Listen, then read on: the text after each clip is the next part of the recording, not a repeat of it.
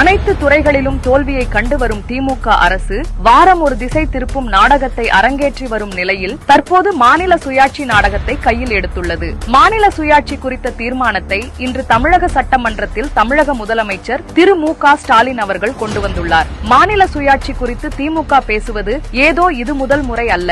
1969 ஸ்டாலின் அவர்களின் தந்தை கருணாநிதி அவர்கள் முதலமைச்சராக இருந்தபோது மாநில சுயாட்சி குறித்து ஆராய ராஜமன்னார் குழுவை அமைத்தார். இந்த குழு கொடுத்த பரிந்துரையை 1974 சட்டமன்றத்திலும் தீர்மானமாக கொண்டு வந்து நிறைவேற்றினார். ஆனால் 2004 முதல் 2014 காலகட்டத்தில் மத்திய காங்கிரஸ் அரசில் தொடர்ந்து அங்கம் வகித்த திமுக ஏன் ராஜமன்னார் குழு கொடுத்த பரிந்துரையை அமல்படுத்த முயற்சிக்கவில்லை? மத்தியில் பாஜக ஆட்சிக்கு வந்த பிறகு நிதி ஆயோக், ஜிஎஸ்டி கவுன்சில் போன்ற அமைப்புகள் மூலமாக மாநில உரிமைகள் காக்கப்படுவது மட்டுமல்லாமல் மாநிலங்களின் கோரிக்கைகள் நிறைவேற்றப்படுகிறது. மேலும் மாநிலங்களுடன் கலந்தாலோசித்து முக்கிய முடிவுகளும் எடுக்கப்படுகின்றன.